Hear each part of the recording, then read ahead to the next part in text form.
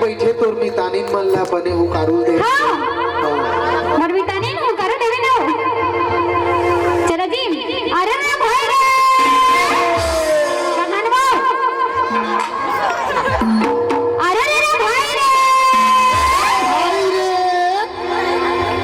सबके भौजी गोरिया गोरिया और मोर भौजी करिया रे। सबके भौजी गोरिया गोरिया ऐसे ना और मोर भौजी करिया रे। गोरिया रे और सबके मोबाइल रेडमी सैमसंग मोर मोबाइल नोकिया रे।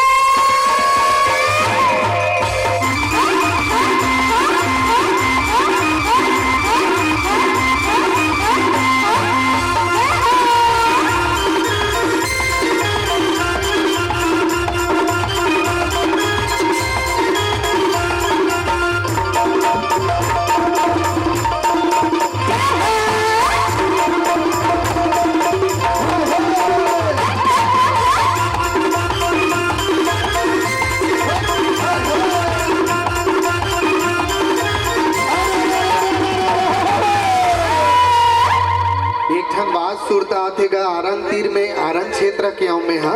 आरंग क्षेत्र में सुबह कार्यक्रम में गे रहा हूँ। गाँव नाम रहा है एक शांत रहो कुकरा गाँव।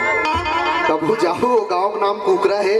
तब ऐसने हुकारू दिल कहान तो हुकारू नहीं देगा तब महू कहा कैसे गा कुकरा गाँव कुकरा मन पासत नहीं हो एको कनी ऐसे की देकर बात बने जोर दरहा हुकारू दिस तहु मन तू है ठीक है। बोलो साकम हरी मैया की हुकारू तू बहनी हो दीदी हो महतारी हो ठीक है हैं। अरा रा रा रा रा रा रा भैया कारण वो एको कनी एकदम खाली चुप बैठ के हो भाई हो ऐसे के करो ठीक है। चल डोकरी दाई भाई चलना वो अरे रा रा रा रा रा रा रा दोनों हाथ में उठा के हो ऐसे कैसे की चिल्लाऊ कम से कम होता ही हो।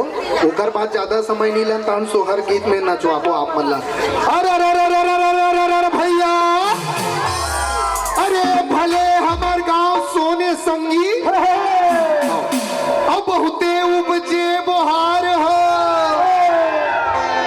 और पैया लागा मोर साकम भरी मैया के हमरो झोकाओ जोहार हो।